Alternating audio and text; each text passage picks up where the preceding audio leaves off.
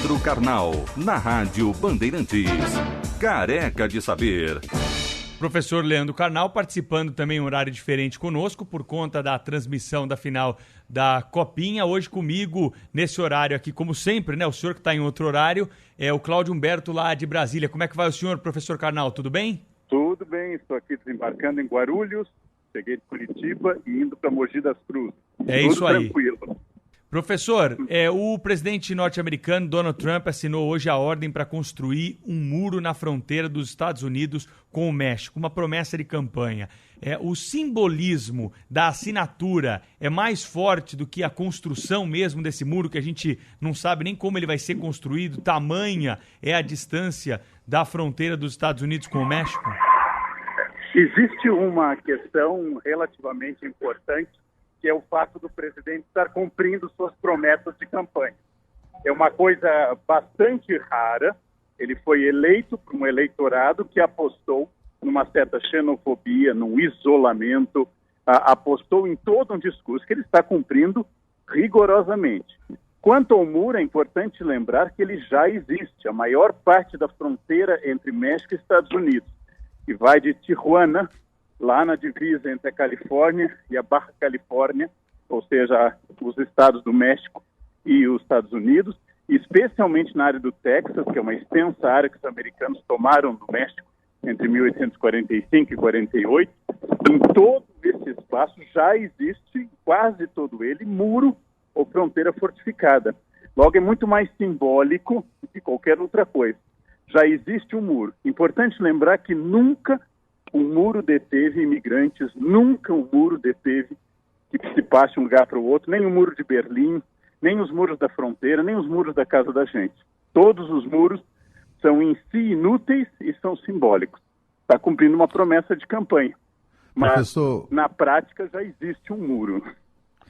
Professor Leandro Carnal, uma honra tê-lo conosco aqui mais uma vez. A impressão que dá é que há muros simbólicos, como disse o Pedro, né, que parecem mais importantes do que aquele muro físico prometido pelo Donald Trump. Por exemplo, uma das primeiras medidas do seu governo foi excluir a versão em espanhol do site oficial da Casa Branca, né? Isso é uma demonstração digamos assim, de desprezo por 57% da população americana de origem hispânica e também sinaliza muito mal para os latino-americanos de uma maneira geral, todos os povos de origem hispânica, e também sinaliza, uma péssima sinalização para os próprios seguidores dele, de adotarem medidas, digamos assim, discriminatórias em relação aos hispânicos. O que é que o senhor acha disso? Vamos lembrar uma coisa que pouca gente se dá conta, que os americanos são um dos raros países do mundo, os Estados Unidos é um dos raros países do mundo que não tem língua oficial. Os americanos não têm língua oficial, quer dizer, o inglês não é língua oficial dos Estados Unidos. Existem hoje muitos, milhões de imigrantes English, que é uma mistura de espanhol com inglês, mas é também uma medida simbólica como extinguir o link da Casa Branca sobre o movimento LGBT. Quer dizer, são medidas simbólicas que nós temos um governo mais conservador, enquanto o governo Obama se orgulhou no último discurso de ter feito bastante pelo grupo LGBT, de ter lutado muito pela integração, especialmente negros. O presidente eleito, o presidente Trump, ergue muros, distâncias, demarca espaços e tem um discurso de isolamento. Lembrando que é mais curioso que todo americano, inclusive ele, é descendente de imigrante.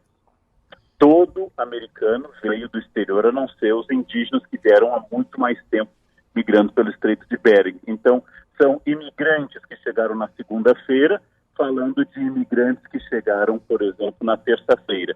Todos são imigrantes, inclusive a família de origem alemã do presidente Donald Trump.